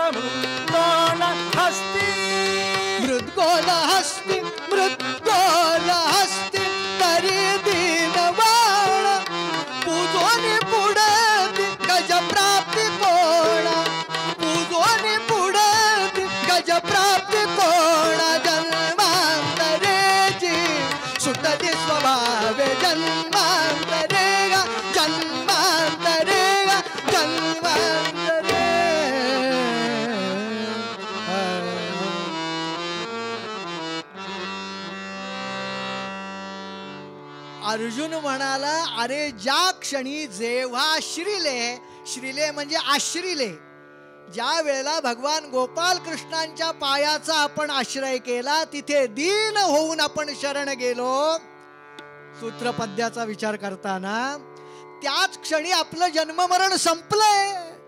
मग आत्ता हा मातीचा हत्ती करायचा आणि पुढच्या जन्मी ऐरावत, जन्मच नाही कशाला करायचं व्रत? म्हणजे म्हणलं आपल्या आईला हत्तीवरनं ऐरावतावरनं फिरता येणार नाही. नाही नाही म्हणलं, आईला फिरवायचं पण मातीच्या हत्तीवरनं नाही. मग खऱ्या ऐरावतावरनं फिर. त्यांनी मातीचा हत्ती करून पुढच्या जन्माची तरतूद केली. 100 आपण 5 जणांनी असं कार्य करू की इंद्राच्या ऐरावतावरनं, खऱ्या ऐरावतावरनं आईला फिरवू. काय करायचं? म्हणले मी सांगतो भीमदादांना, तुम्ही जा आणि ऐरावत घेऊन या. म्हणले बरोबर, मरायला मोठा भाऊ. पण स्वर्गात गेलेला कोणी परत आलाय? ते म्हणले मी काय सांगितलं भीमदादा, असं म्हणू नका. मी काय सांगितलं, तुम्ही जा आणि ऐरावत घेऊन या म्हटलंय ना. तुम्ही नक्की परत येणार, काळजी करू नका. अरे पण जायचं कसं? बाणांची शिडी करायची. पण शिडी करून थेट कसं पाठवून चालेल? आधी त्यांना कल्पना द्यायला हवी ना, असं असं आम्हाला ऐरावत हवाय. मग म्हणून पत्र लिहिलं, अर्जुनानं पत्र लिहिलं आणि ते बाणाला बांधलं आणि धनुष्याला प्रत्यंच्या जोडली, ताणली आणि तो बाण पृथ्वी तलावरनं थेट स्वर्गामध्ये सोडला. तो बाण ज्या क्षणी सुटला त्यावेळेला काय स्थिती झाली ब्रह्मांडाची, विश्वाची, एका आर्येत वर्णन केलंय. आणि आमच्या गुरुजींनी सांगितलं, ही आर्या थोरल्या कराडकर बुवानी केलेली आहे. बाण सोडला, भूमंडळ डळमळ, भूमंडळ डळमळ, खळबळ जळ शशिशेष बाण हडबडले, गडबडले सुरलोकी, गडबडले सुरलोकी, भ्याले मनी ठाव पाहुनी तडले. भूमंडळ डळमळ, खळबळ जळ शशिशेष भानू हडबडले, गडबडले सुरलोकी, भ्याले मनी ठाव पाहुनी दडले. तो बाण जो सुटला आणि प्रचंड असा आवाज झाला, अखिल विश्वाला थरकाप उडाला. सुरसभेमध्ये बसलेल्या देवांना कळेना काय होतंय आणि काहीतरी आपत्ती आपल्यावर आता कोसळणार म्हणून आसनावरनं उठले आणि त्याच आसनांच्या खाली जाऊन दडले. आणि एवढं होईपर्यंत तो बाण आला. आणि काय अचूक शरसंधान असेल हो त्या सुरसभेमध्ये, इंद्राच्या सभेमध्ये बरोबर मध्यभागी असलेल्या एका खांबाच्या मध्यभागी येऊन तो बाण, त्याचं टोक घुसलं आणि बाण तो असा थरथरतोय. बाण आलाय, कुणी पाठवलाय, काय आहे? कोणीतरी सांगितलं त्याला काहीतरी खलिता दिसतोय, पत्र दिसतंय. म्हणून तो बाण काढला आणि इंद्र महाराजांच्या समोर तो बाण दिला. इंद्र महाराजांनी तो लखोटा जो खलिता होता, पत्र होतं, ते काढलं, उघडलं आणि वाचायला सुरुवात केली. काय लिहिलं होतं पत्रामध्ये? स्वस्ति श्री सुरनाथ तावक पदां भोजं प्रणम्यादरात्, स्वस्ति श्री सुरनाथ तावक पदां भोजं प्रणम्यादरात्, किंचित प्रार्थयते प्रसाममसकृत पंडोस्त्रितीयः सुतः, मातुर्वांछित पूर्तये निज गज सालंकृत प्रेषता, नोचेद्युद्ध रसानुभाव विधिना तूर्णं समागम्यता. स्वस्ति श्री सुरनाथ तावक पदां भोजं प्रणम्यादरा. देवाधिदेव इंद्र महाराज किंचित प्रार्थयते, कुणाची? प्रसाममसकृत पंडोस्तृतीय सुतः, पंडू राजाच्या या 3ऱ्या पुत्राची आपल्या चरणाशी किंचित प्रार्थना आहे. काय मातुर्वांछित पूर्तये निज गज सालंकृत प्रेष्यता. आईची इच्छा पूर्ण करण्याकरता तुमचा जो ऐरावत आहे तो पाठवून द्या. नुसता नाही, सालंकृत प्रेष्यता, सालंकृत करून तो ऐरावत खाली पाठवून द्या. काम झाल्यानंतर त्या ऐरावताला परत तुमच्याकडे पोहोचवलं जाईल. आणि ते जर पाठवणार नसाल तर युद्धाला तयार व्हा. पहिल्यांदा विनंती केली, विनंतीला मान दिलात, आनंद आहे. पण नाही मान्य केलं तर आमची युद्धाची पण तयारी आहे. तुम्ही युद्धाला सज्ज आहात एवढा जरी इशारा समोरच्याला मिळाला ना तरी काम होत असतं. पत्र वाचलं इंद्रानं आणि सभेत बसलेल्या सगळ्यांना विचारलं. म्हणले लोकशाही म्हणतात त्या पद्धतीनं सगळ्यांची मतं घेऊया. यानं ऐरावत मागितलाय. ऐरावत म्हणजे सामान्य काम नव्हे हो. 7 शुंडांचा पांढरा शुभ्र असा हत्ती, तो सांभाळणं आणि बाळगणं येरा गबाळ्याचं काम नव्हे. म्हणून एखादी खर्चिक वस्तू जवळ बाळगायची किंवा सांभाळायची झाली तर आपल्याकडे एक शब्द प्रयोग आहे, पांढरा हत्ती पोसणं. तो इंद्राचा ऐरावत वैशिष्ट्य हो त्या ठिकाणचं. म्हणलं देवेंद्रानं विचारलं की काय करायचं, यानं हत्ती मागितलाय, द्यायचा का नाही द्यायचा. आमच्यासारखे काही शहाणे बसलेले सभेत होते. म्हणले त्यानं पत्र पाठवले पृथ्वी तलावरनं. आज ऐरावत मागितला, उद्या या परी करी धेनवादिक, या परी करी धेनवादिक दुसरा कोणी असाच मागेल. तेही दिल्या असता कैसे मग उत्कृष्ट स्वर्ग नाम साजेल. अरे आपल्याकडे कामधेनू आहे, चिंतामणी रत्न आहे, कल्पवृक्ष आहे, ऐरावत आहे म्हणून याला स्वर्ग म्हणतात. मग आज एखाद्यानं पत्र पाठवलं आणि ऐरावत मागितला, उद्या कोणी कामधेनू मागेल, तिसरा कल्पवृक्ष मागेल आणि असं मागेल ते सगळं दिलं. आपल्याकडे काय राहणार. मग आपल्याला स्वर्ग म्हणतील या वास्तूला. अजिबात वाटेल ते झालं तरी देऊ नका, द्यायचा नाही. काही शहाणे होते, त्यांनी थोडंसं उपरोधानच इंद्राला किंवा बाकीच्या लोकांना सांगितलं तुम्ही नाही म्हणताय ठीक आहे, पण थोडा विचार करा. इंद्र महाराज, आजपर्यंत तुम्हाला कुठल्या युद्धात पराभव माहिती नाहीये. जिथे जिथे तुम्ही कार्य केलं तिथे तिथे तुम्ही विजय मिळवला.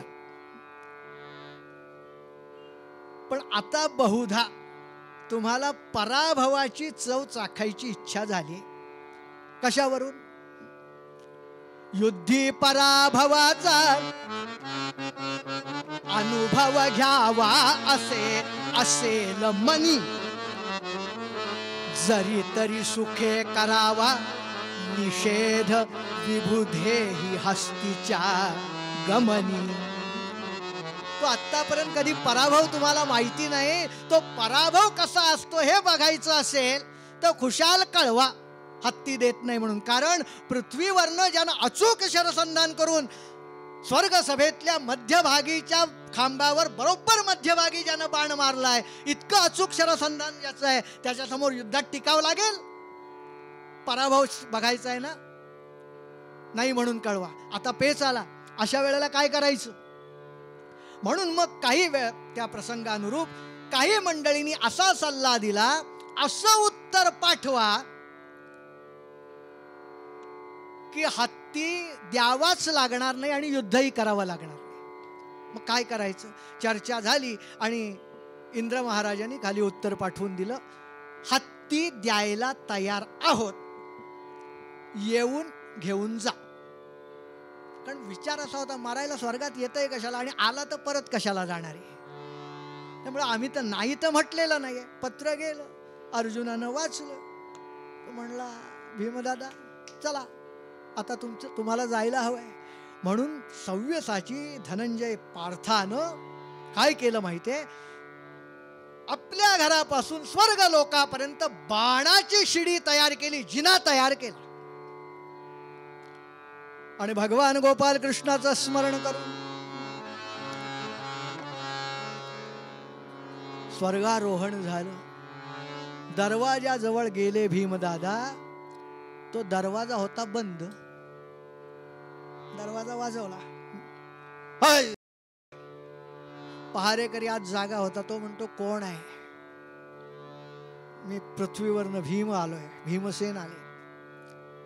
दरवाजा आत्ता उघडणार नाही, पलीकडे दरवाजा आहे, तिकडे जा. पलीकडे कुठला दरवाजा आहे? म्हणले नरकाचा.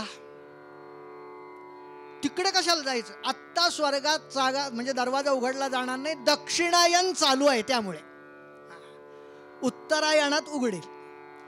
भीमदादा म्हणाले, उत्तरायणापर्यंत थांबायला मला सवड नाही. सो एक मुष्टिप्रहार दरवाजावर केला.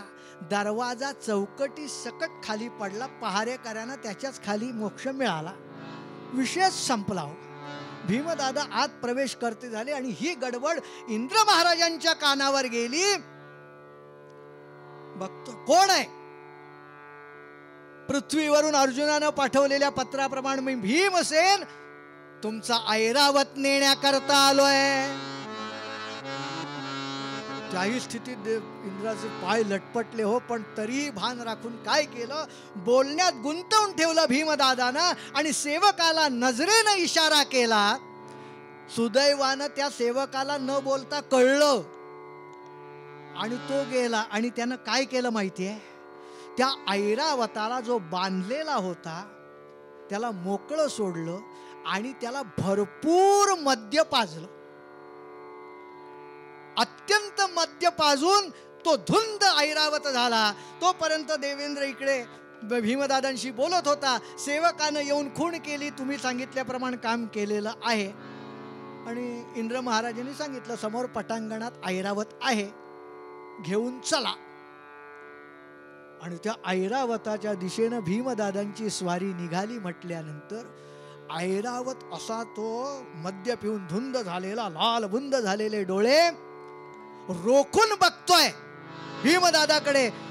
थोडंसं विनोदानं सांगायचं तर हा दुसरा ऐरावत कोण येतोय, कारण भीमदादांचं वर्णन असं आहे, नवनाग सहस्रबली, 9,000 हत्तींचं बळ ज्यांच्यामध्ये आहे, ते एका ऐरावताला भीता येतोय. भीमदादा पुढे निघाले आणि तो ऐरावत चाल करून यायला लागला आणि आपल्या अंगावर चाल करून येतोय. म्हटल्यानंतर ठामपणानं भीमदादा समोर उभे राहिले, पुढे अजिबात होईनात.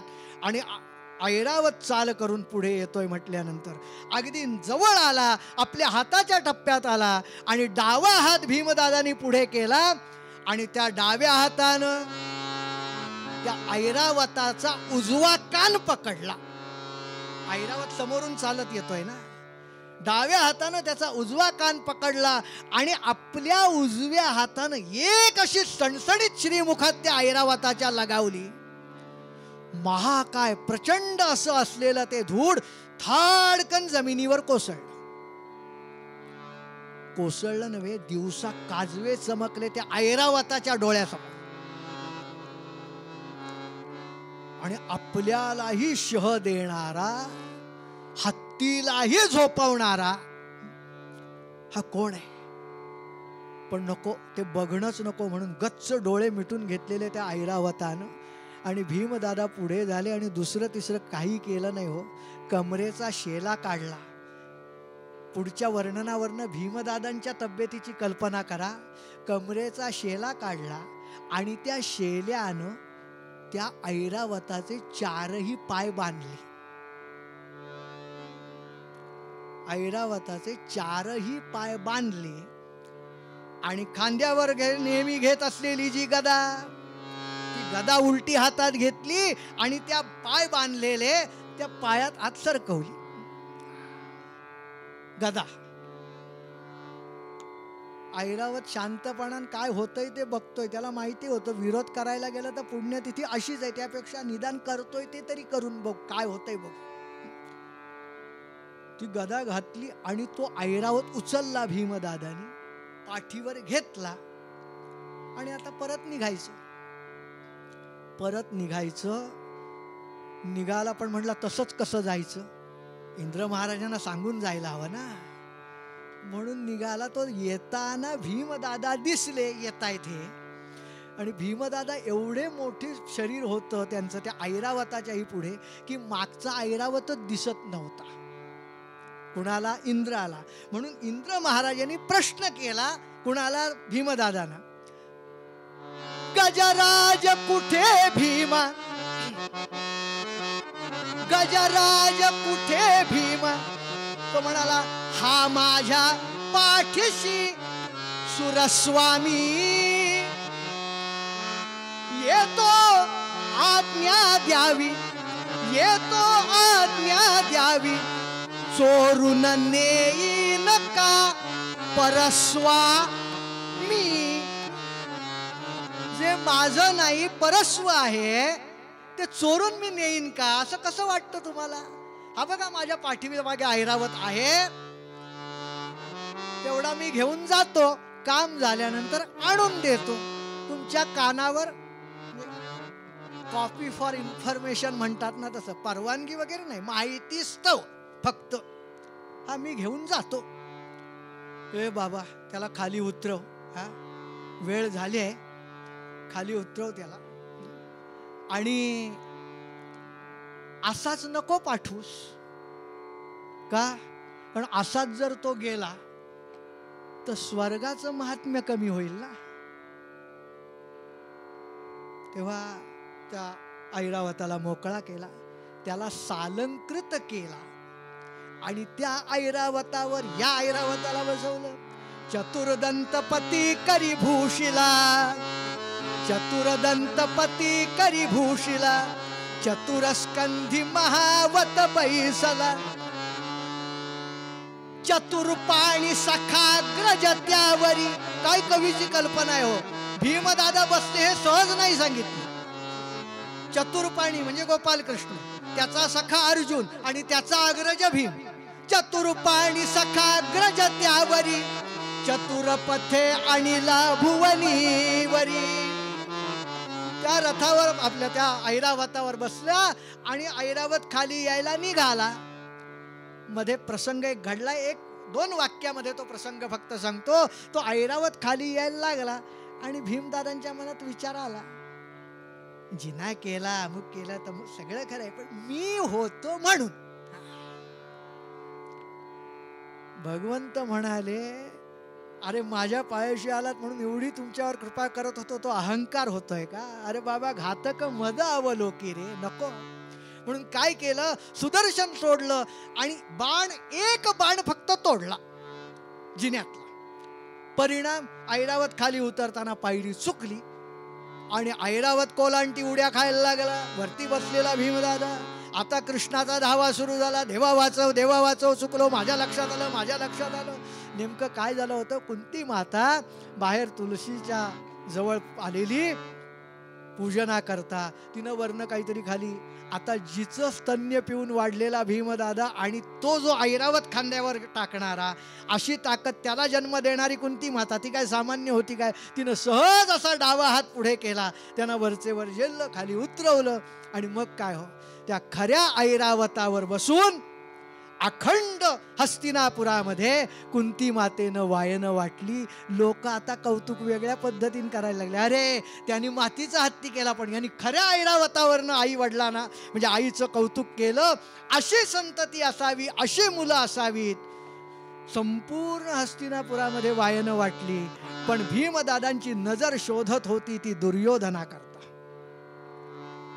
दुर्योधन आपल्या महालातल्या 7व्या मजल्यावरच्या 7व्या खोलीत लपून बसलेला होता, कारण पुढे काहीतरी विपरीत होणार आहे माहिती होतं. त्यांच्या घरापर्यंत आले, तिथे वायन दिलं. अरे बाबा तुझेच नाही, आमचे आणि तुझे दोघांच्याही पूर्वजांचा आता उद्धार होईल. तू सांगितलं होतंस ना, न देता पै आहे नरक पितराधिक जिणे.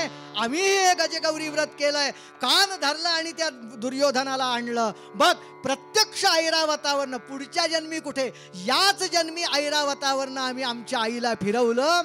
दुर्योधना, तुम्ही तुमच्या आईबद्दल प्रेम दाखवलं, आस्था दाखवली, चांगलं केलं, पण आम्ही हे करू शकतो, दुसरा हे करू शकत नाही, हा अहंकार कशा करता रे करता. कुंती मातेनंही सांगितलं, अरे ज्या वेळेला आम्ही भगवान गोपाल कृष्णांना दीन होऊन शरण गेलो ना, तेव्हा त्याची परिपूर्ण कृपा आमच्या मागे अखंड राहते. तेव्हा लक्षात ठेव, जे भगवंताला शरण जातात त्यांच्यावर भगवंत कृपा करतो. कधीही अहंकार दुर्योधना करू नकोस. दीन जनावरी करी करुणा हरी, जैसी माय स्वतो जीवा घातक, जीवा घातक मद अवलो, जीवा घातक मद अवलो, जीवा घातक मद अवलो, मद अवलो, मद अवलो. पुंडलिक वरदा हरी विठ्ठल, श्री ज्ञानदेव तुकाराम, प्रल्हाद वरद श्री नृसिंह भगवान की जय, श्रीदेव गणेश्वर महाराज की जय, मंगलमूर्ती मोरया. हे चिदान देगा देवा तुझा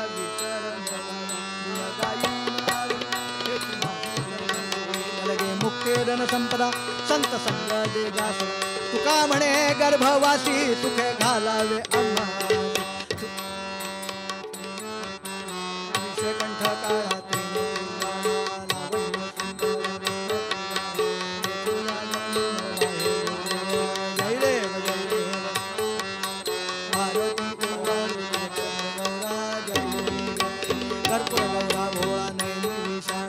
अर्धांगी पार्वती सुमनांच्या माळा, विभूतीचे उधळण श्रीकंठ ऐसा शंकर शोभे उमा वेंधाण. जय देव जय देव जय श्री शंकर, आरती ओवाळू देवी दैत्य सागर मंथन पैके दे, ते त्वा सुरपणे प्राशन केले, नीलकंठ नाम प्रसिद्ध झाले. जय देव जय श्री शंकर, आरती ओवाळू व्याघ्रांबर फणीवर धर सुंदर मदनारी, शतकोटीचे बीज वाचे उच्चारी, रघुकुल तिलक रामदासांतरी. आरती ओवाळू कायन वाचा मध्ये करोमि यज्ञ नारायण अच्युतम श्रीधरम माधवम हरे